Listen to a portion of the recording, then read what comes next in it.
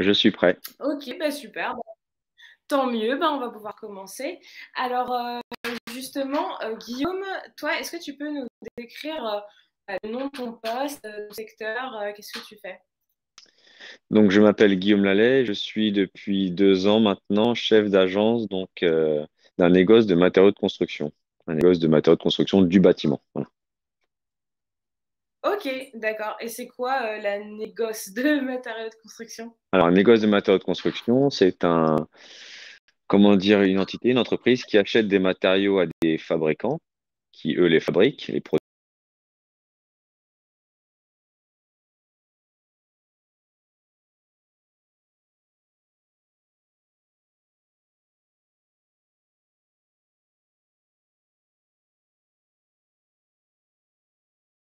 Souci au niveau de la technique.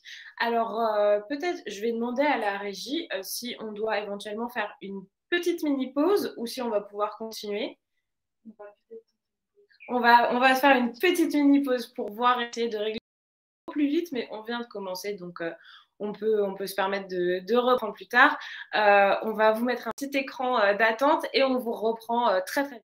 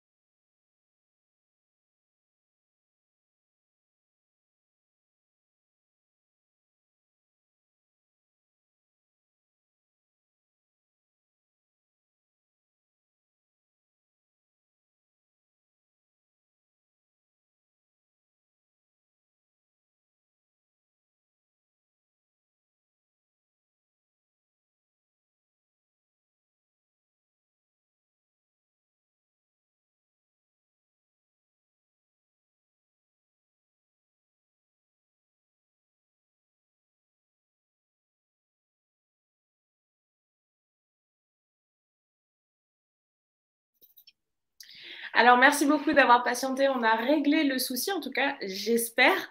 Donc, Guillaume, je t'ai demandé de nous expliquer un petit peu ce que c'est que la négoce de matériaux de construction. Alors, tu avais commencé à le faire et tu l'avais très bien fait. Donc, je te propose de recommencer juste pour qu'on se remette dans le bain. Eh bien, c'est très simple. Donc, nous sommes une entreprise qui achète des matériaux de construction aux fabricants de ces matériaux, qui les produisent, donc, qui les mettent sur le marché.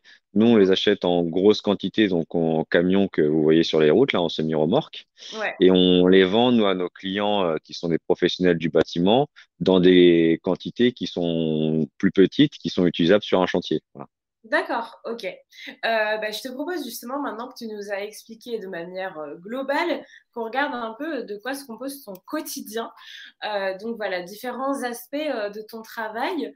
Un premier aspect dont on a discuté en préparant ce live, c'était commercial comptoir. Alors c'est un terme un peu vague, qu'est-ce qui se cache derrière?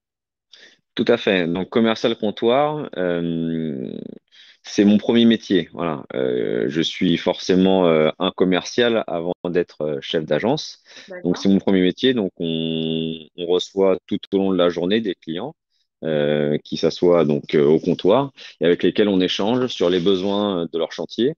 Mhm. On y répond en faisant soit un devis qu'ils vont à leur tour remettre à leurs clients et puis faire valider et puis après nous passer la commande, soit directement parce qu'ils ont déjà un chantier en cours ou qu'ils ont l'accord de leurs clients, on leur fait une commande, c'est-à-dire qu'ils peuvent avec cette commande se faire servir chez nous dans la cour des matériaux ou D'accord. faire une livraison, voilà, organiser une livraison.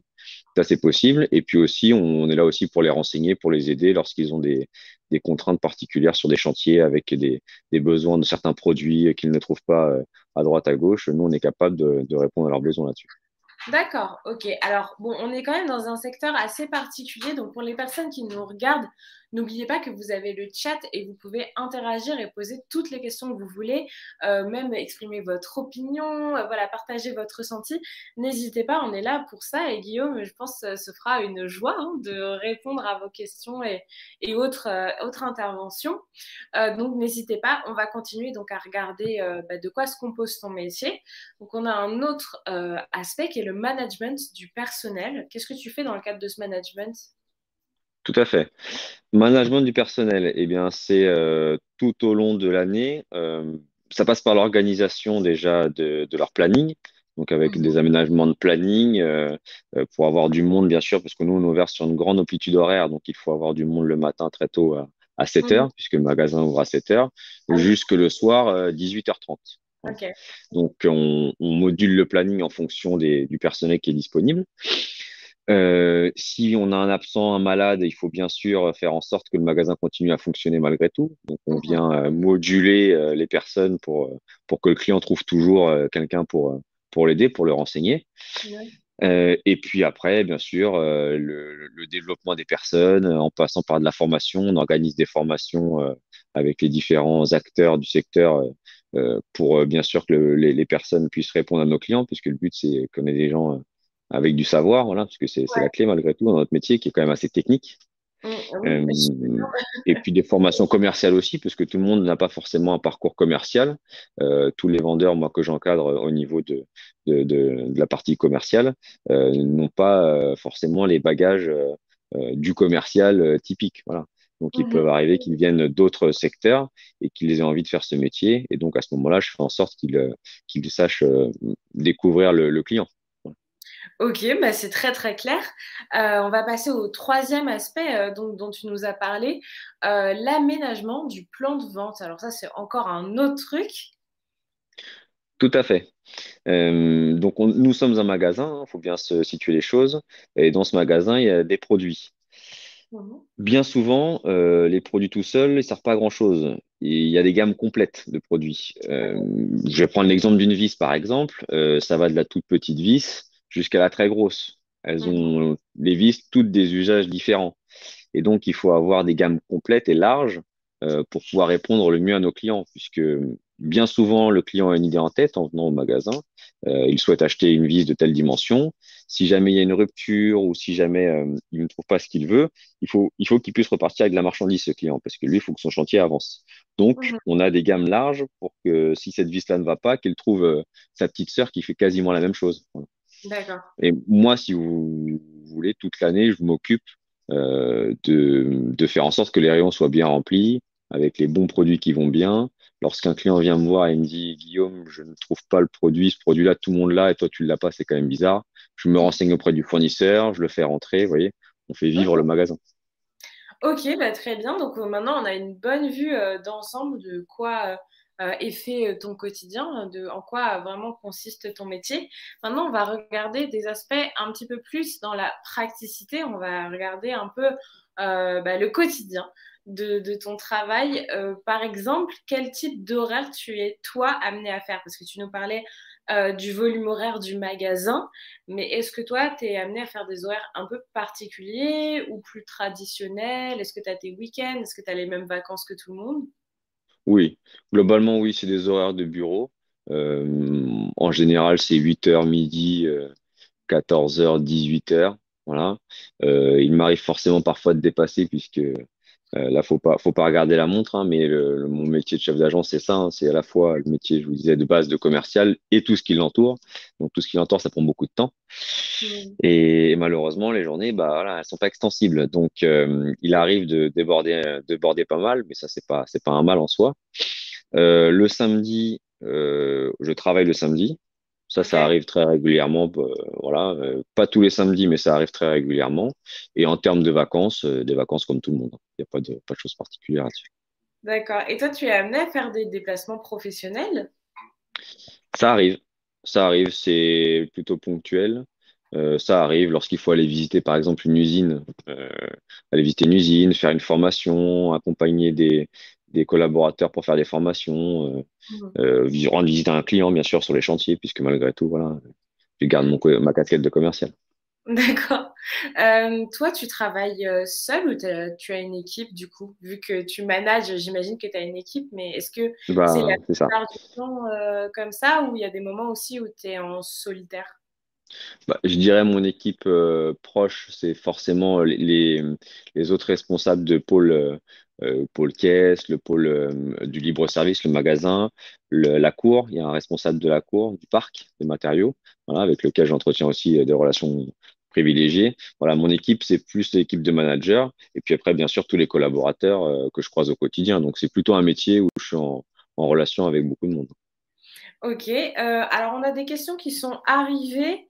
On nous demande est-ce qu'il y a un lien entre un commercial et un conseiller?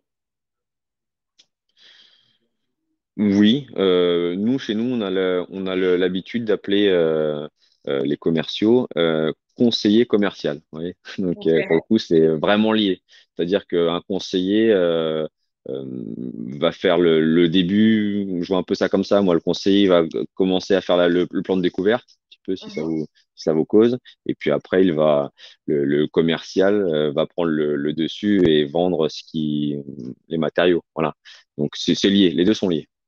Ok. On nous demande aussi comment se passe la formation commerciale, mais je pense qu'on va aussi regarder ton parcours, hein, mais je pense qu'on peut Oui. commencer à aborder le sujet. Bah, la formation commerciale se passe très bien. Nous, au quotidien, parce qu'on fait un peu de recrutement aussi, ce qu'on cherche, c'est quelqu'un qui a juste envie, voilà, envie de renseigner, envie d'aider le client. Euh, S'il n'a pas la fibre commerciale, c'est pas grave, ça peut venir ça, à force d'en faire et puis via quelques parcours de formation que l'on a en interne chez GDMat et aussi que l'on trouve chez les différents fabricants. La partie commerciale, elle se fait toute seule. Voilà.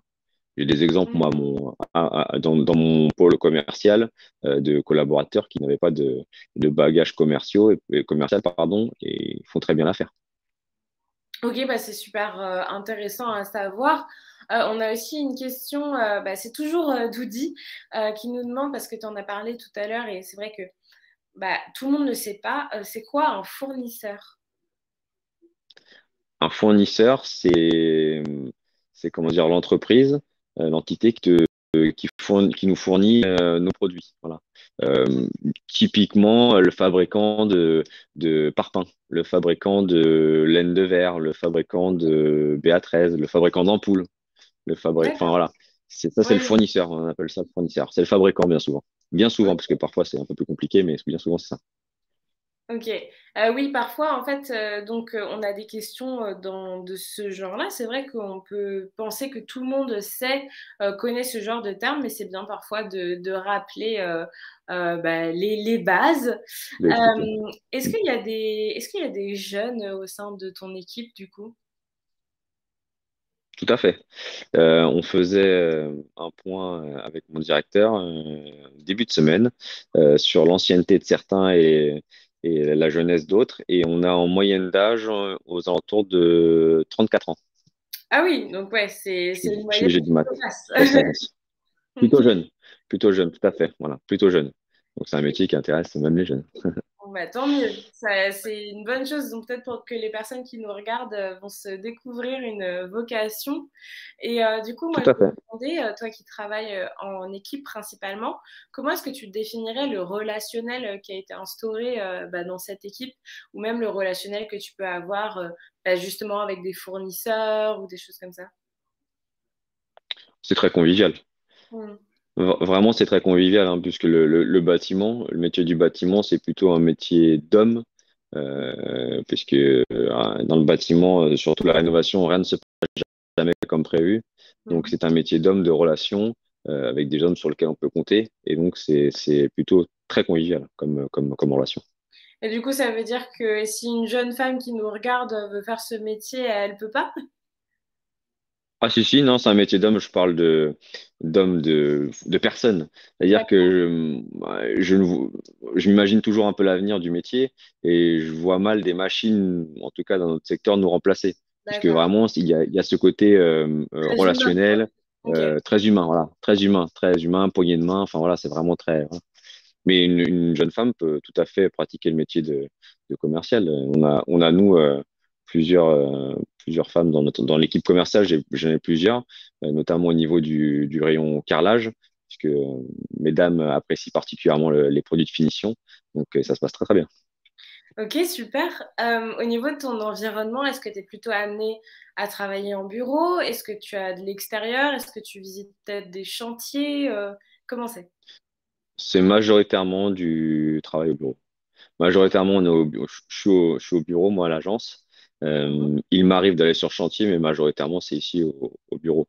Via, on communique via téléphone maintenant, via les mails. Enfin, voilà, ça fonctionne très bien, tous ces moyens. Et tu es au sein d'une grande, enfin d'une entreprise quand même assez importante. Est-ce que du coup tu es amené à parler d'autres langues que le français ou ça reste quand même très francophone? Non, non, non, c'est très francophone. Ok. Forcément, le métier du bâtiment, ça va faire sourire beaucoup de monde, mais il y a des Portugais. Voilà. Ok. Beaucoup de Portugais, donc si on pratique le portugais, c'est un plus, c'est un luxe même, je dirais. Pas mal de métiers, pas mal de, pardon, de langues Europe de l'Est aussi. Mhm. S'il y a quelques personnes qui pratiquent ces langues-là, c'est plutôt un plus aussi. Mais Ok. oui, oui, c'est majoritairement du français. C'est Ok. très peu d'anglais. Et du coup, moi, je me demandais, qu'est-ce que ça t'apporte au quotidien de faire ton métier? Qu'est-ce que tu dirais qui sont les avantages s'il y avait une jeune personne qui te disait qu'elle voulait faire la même chose que toi, tu lui dirais que les avantages, c'est quoi? Alors, c'est un métier très concret. Ok. Je m'explique. On rend un vrai service, c'est-à-dire que moi, je le vois un peu comme ça. Sans nous, rien ne se construit. Oui. On est vraiment à l'articulation entre le fabricant qui lui gère une usine et le maçon, si je grossis un peu le trait, qui lui est en train de fabriquer une maison. Voilà. Mhm. Donc c'est très concret. Si il y a personne à ce carrefour-là, bah, il se passe pas grand-chose. Voilà. Donc Ok. le client vient nous voir ou nous envoie un mail sur une commande, on livre cette commande. Bah, s'il se passait pas ça, rien ne se ferait. Hein, plus Mhm. aucune maison ne se construirait. Si on exagère un peu le trait, c'est ça. Hein. Donc moi je trouve ça très valorisant comme métier. Ok, donc ça t'apporte ce truc de un peu voir la concrétisation Tout à de ce fait. qu'on fait au quotidien. Ouais, je peux C'est comprendre ça. la satisfaction derrière ça. Et C'est ça. justement, toujours en t'adressant peut-être à une personne qui serait intéressée par ton domaine, qu'est-ce que tu dirais, quels sont les moins, selon toi? Euh, c'est un peu facile, mais là, j'en vois pas. Parce que c'est tellement en évolution, la distribution de matériaux de construction, c'est tellement un métier en évolution, de changement, c'est jamais, enfin, c'est très rarement la même chose, puisque les maisons se ressemblent, mais c'est jamais pareil en Mhm. réalité. Euh, non, je vois pas de point négatif. Tu es tellement Je vois amoureux de ton travail que Ouais, ouais, c'est vraiment très intéressant au quotidien. J'en apprends tous les jours. Après, ce qu'il faut, bah, faut juste être sérieux et puis faire les choses comme il faut, c'est tout. Hein. Mais on va le voir après. Mais il y a des points importants à bien avoir en tête. Voilà. Mais non, non, je vois pas, là, comme ça, je vois pas trop de points négatifs. eh ben, écoute, c'est super, ça donne envie en tout cas. Hein. On se dit, si une personne dedans en parle comme ça donne envie. Eh ben, on va regarder bah, ton parcours, tout simplement, ce que tu as fait dans ta vie jusqu'à en arriver là. Donc toi, tu as commencé, Guillaume, par un bac STI, donc sciences et techniques de l'ingénieur, Oui, spécialité génie électronique. Alors, ça donne quoi à peu près comme matière dans le concret? Qu'est-ce que vous étudiez on étudiait les circuits électroniques. Donc, D'accord. les codes, circuits électroniques, euh, comment fonctionnent, comment interagissent les puces électroniques entre elles, l'électricité, mais enfin basse tension, donc électronique. Euh, on étudiait ce genre de choses. Ok. Ça, Voilà, ça a qui n'a l'air. rien à voir. Ok. Ça a l'air complètement hors de ma portée, moi qui ai fait un bac littéraire, mais en tout cas, on va continuer. C'était très Donc, technique. après ce bac, tu as fait un BTS et une licence technico-commerciale. Donc, pareil, là, vous étudiez quoi? C'est quoi le technico-commercial? J'imagine que c'est un savoureux mélange. C'est ça, c'était principalement du commerce avec tout ce qui va bien, le plan de découverte et compagnie là, Mhm. qu'on nous a appris, et aussi la technique, donc avec comment dire des cours encore une fois d'électronique. Il y avait de l'électronique, il y avait des cours de comment fonctionne un réfrigérateur, comment fonctionne un téléphone, comment fonctionne une télé, voilà. On nous Ok. expliquait ce genre de choses, et puis comme ça, d'avoir à la fois la partie commerciale et technique, moi c'est ce qui me plaisait. Parce que le D'accord. commerce tout seul, vendre un canapé, je suis pas sûr que ça m'aurait fait rêver. Et j'aimais bien la technique aussi, donc j'avais besoin de ce côté technique en plus. Donc, ça veut dire que si mon téléviseur a un problème demain, je peux t'appeler, dire Guillaume, j'ai une galère et tout, et tu sauras un petit peu comment faire. Je je- Ça remonte à très longtemps, alors je suis pas sûr. Ok, d'accord. Pas totalement frais, mais quand même une bonne base de connaissances. Alors après ça, donc après ce BTS et cette Non, licence, fait- tu as fait tes débuts c'est ça. chez GDMAT. Donc, tu as fait un stage sur 14 semaines pendant ton BTS. Et puis après, pendant ta licence, tu as fait une alternance. Alors, est-ce que toi, tu recommanderais vraiment d'avoir cette combinaison études et pratique en entreprise?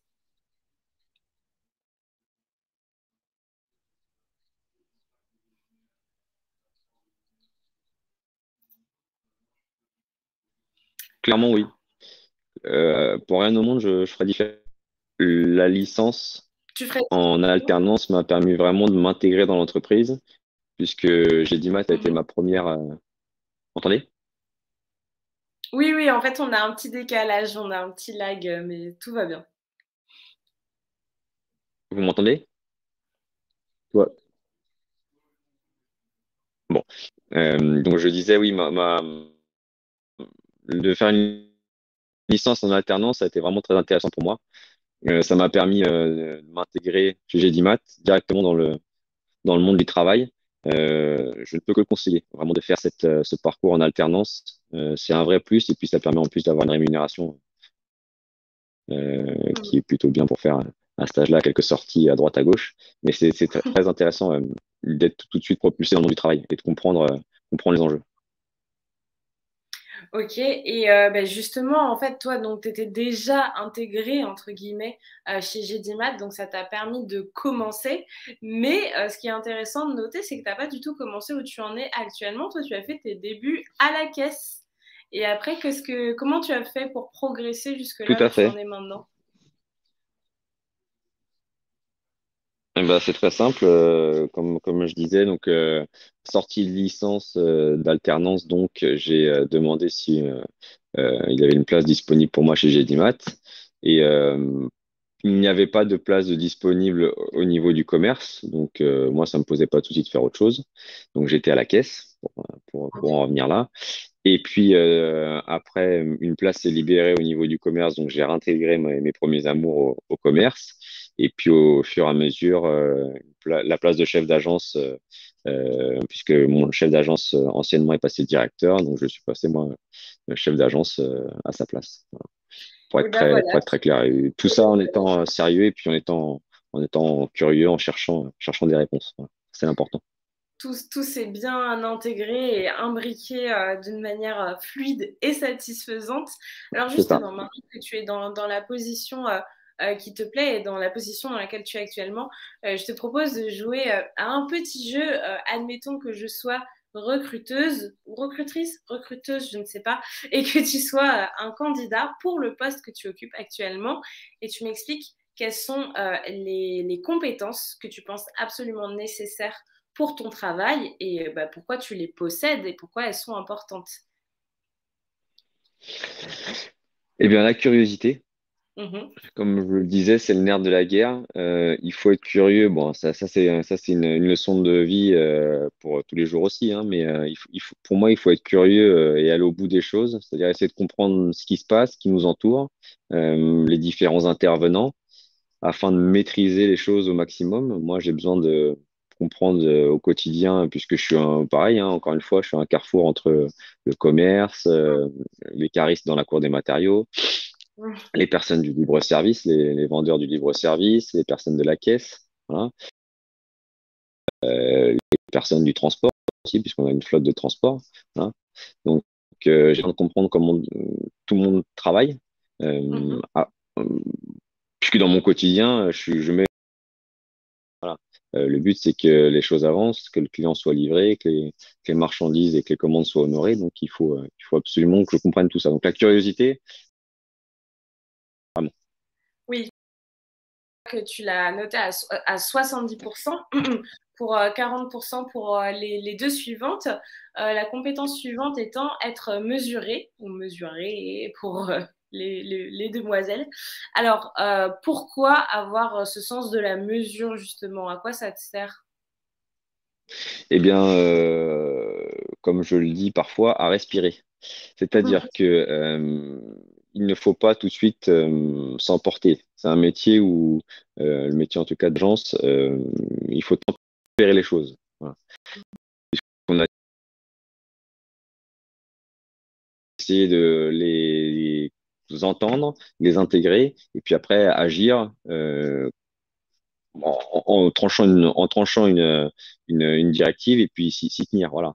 Donc il faut vraiment se mesurer et puis surtout ne pas faire transparaître de l'énervement ou ce genre de choses, puisque on a tendance à suivre forcément le chef d'agence. Donc si moi je me mets un petit peu à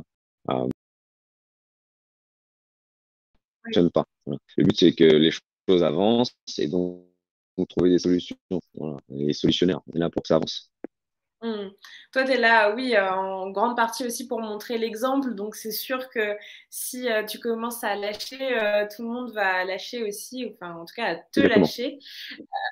Et comme tu disais aussi, bah, voilà, il y a ce côté de gestion. Et je pense que ça va bien avec la troisième compétence dont tu me parlais, qui est la réactivité. Mais aussi, pourquoi c'est ça qui t'est venu d'instinct?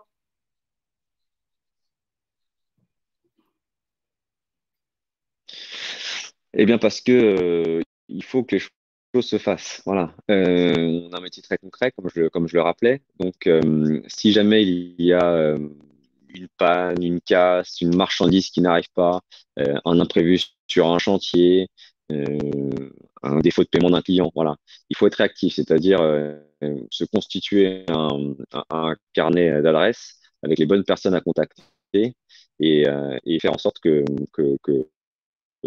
euh, toujours une solution. Voilà. Ne jamais rester, faut être dans l'attente. Voilà. C'est un métier où vraiment il faut être et essayer en maximum d'anticiper les différentes problématiques qui pourraient se présenter euh, pour que tout roule. Voilà. Mon but, c'est que tout roule. Moi, quelque part, mon boulot, je travaille pour les collaborateurs. Je le vois un peu comme ça. Je fais en Mhm. sorte qu'ils soient à l'aise, qu'ils puissent venir travailler comme il faut, qu'ils aient les outils qui vont bien. Euh, le but, c'est ça. Eh ben, écoute, je pense que ça a l'air de bien fonctionner. En tout cas, moi, tout roule et j'ai envie de t'engager. Donc, c'est que tu as bien vendu tout ça. Merci d'être prêté au jeu du recruteur avec moi. Donc après ça, on va regarder des clichés auxquels tu as pu être confronté ou que tu peux entendre, que ce soit sur ton travail, sur tes études, sur le domaine dans lequel tu exerces. Donc premièrement, un cliché dont tu m'as parlé, c'est les chefs sont tous des incapables. Qu'est-ce que tu aurais à répondre à ça?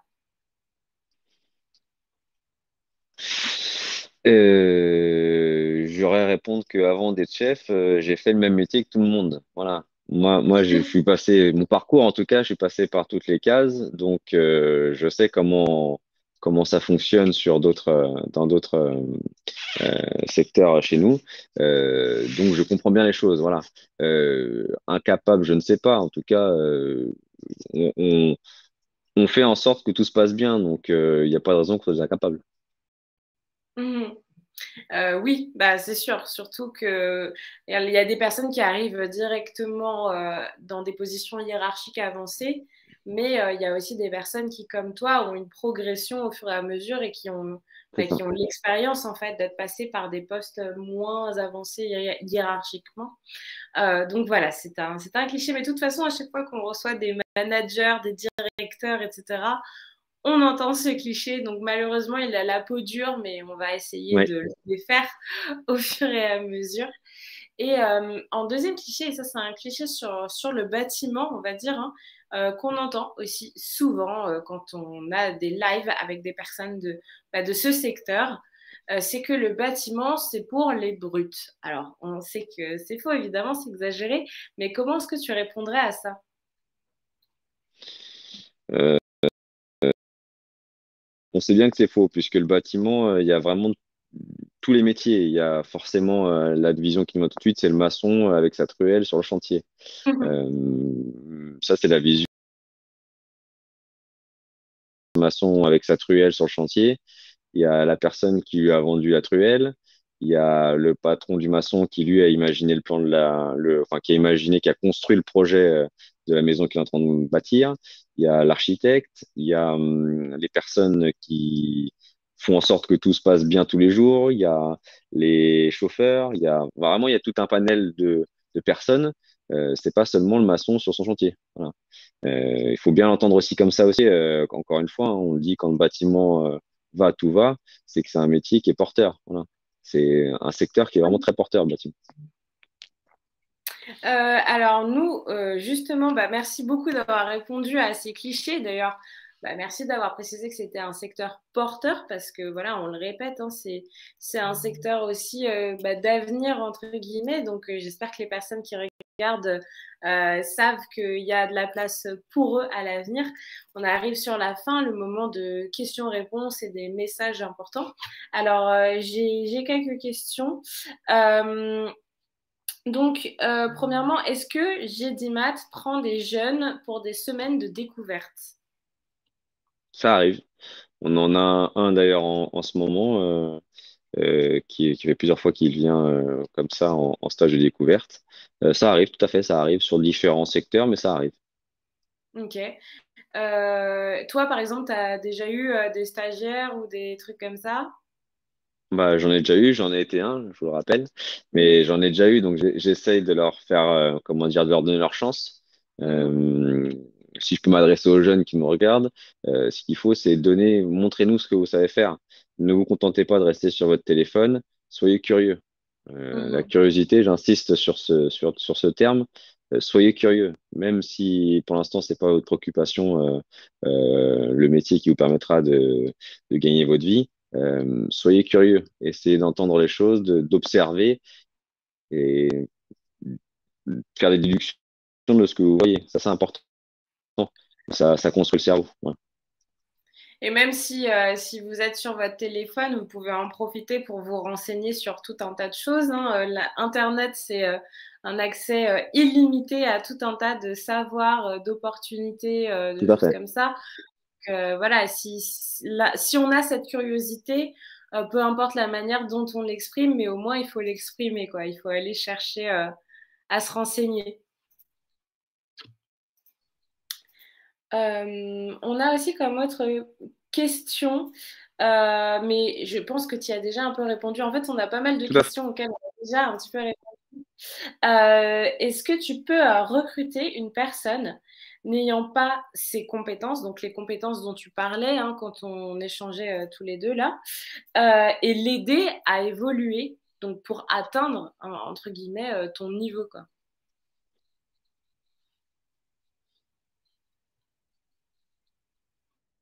Bien sûr. Euh, Moi, j'ai aucun problème avec ça. Il faut juste montrer de quoi vous êtes capable, être sérieux dans ce que vous faites et avec grand plaisir. Hein. Avec grand plaisir. On ne demande que ça, nous. on a du mal à trouver. Vous voyez, bien souvent, mon ancien chef d'agence, c'est pareil, il est rentré au commerce et puis il a fait ses preuves. C'est pas un métier. Enfin, on n'est pas chef d'agence ou chef d'autres choses, hein. C'est vraiment par la culture de l'effort. J'ai envie de dire, voilà, c'est vraiment la culture de l'effort. C'est une bonne définition. Donnez-vous les moyens. Si vous vous donnez les moyens, vous y arriverez. Bah, c'est une bonne réponse. Enfin, c'est bien en tout cas d'envoyer ce message qui nous donne en fait la sensation que on a aussi notre destin en main, quoi. On peut continuer à évoluer, à se former, à avancer. Tout n'est pas inscrit dans Exactement. la pierre. On peut tout à fait évoluer.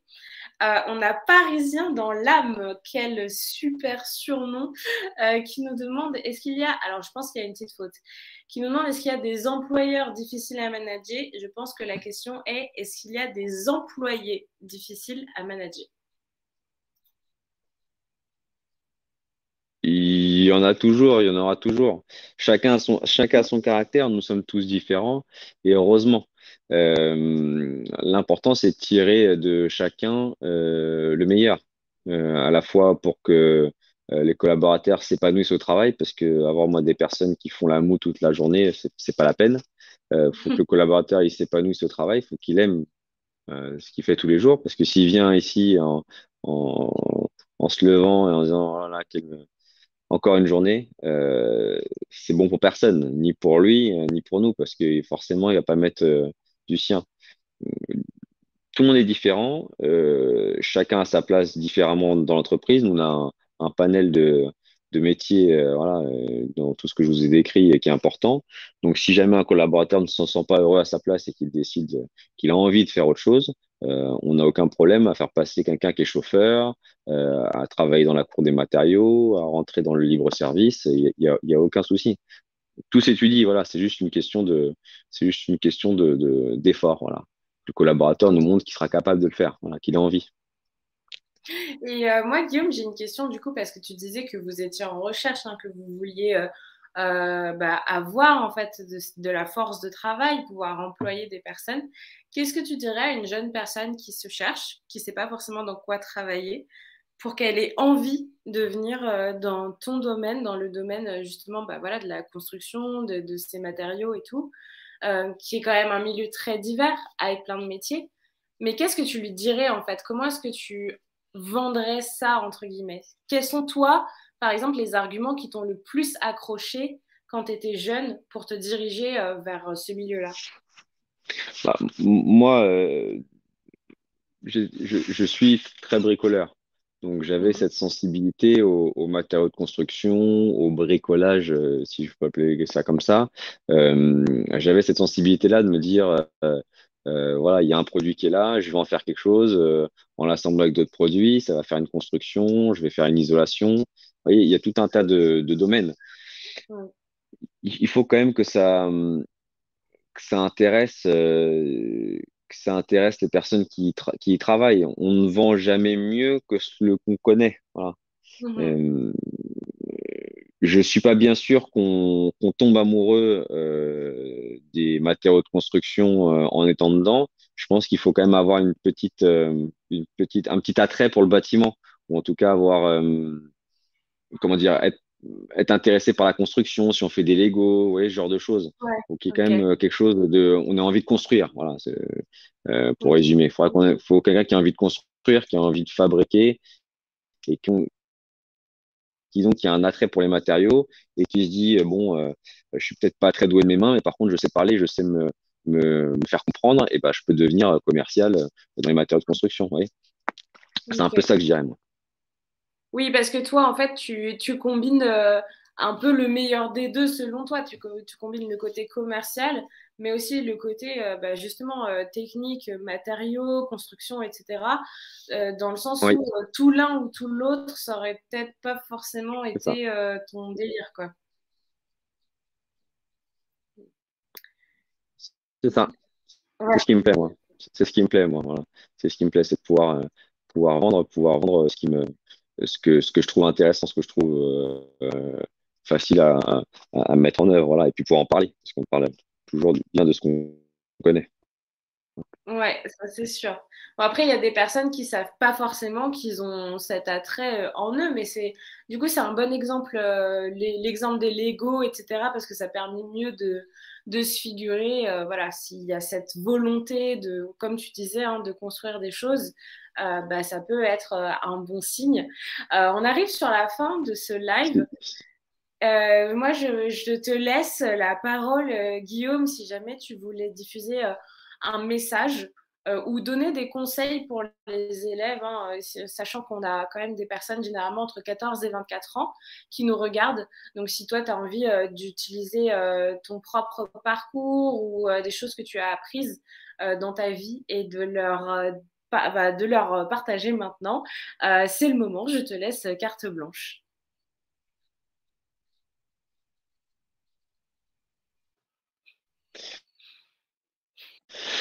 Et ben, je serais simple, hein,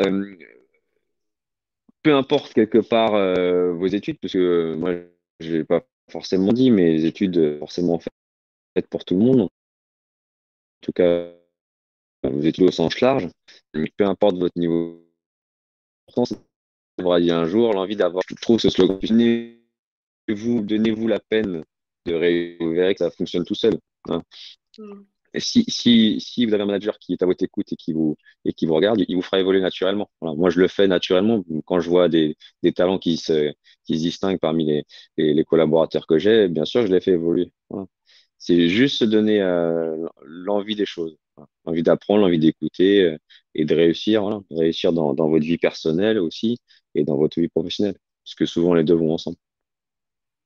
Et si c'est quelqu'un qui a aucun contact et qui n'en est pas encore dans la position de se faire repérer par quelqu'un comme toi, mais qui aimerait bien, comment cette personne peut faire?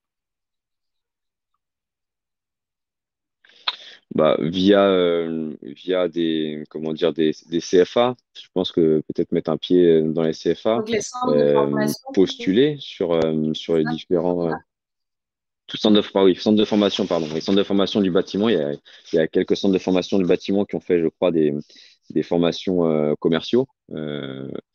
Commerce de matériaux, ou je sais plus exactement comment ça se prénomme, mais il me semble que c'est quelque chose comme ça.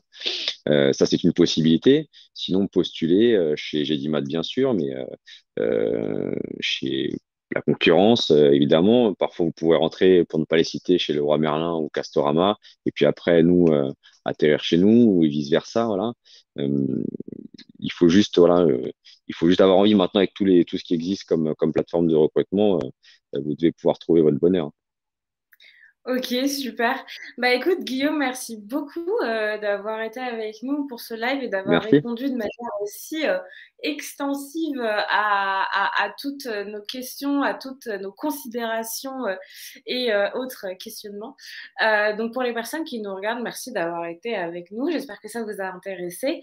Comme vous le savez, bah, nous on fait plein de la métier hein, sur notre web TV. MyFuture, on fait également des visites d'entreprise virtuelles, c'est-à-dire que nous, on se déplace dans l'entreprise et vous, vous êtes au chaud chez vous ou en classe et vous nous regardez depuis ce magnifique petit ordinateur qui est le vôtre. Et voilà, on fait aussi du contenu sur les études, sur l'orientation et sur le monde du travail sur nos réseaux sociaux. Donc, n'hésitez pas à nous suivre là-bas. Guillaume, je te dis encore merci beaucoup d'avoir été Ouais, merci. avec nous. Merci et à tout le monde, je vous dis au revoir et une très bonne fin de journée. Salut! Au revoir.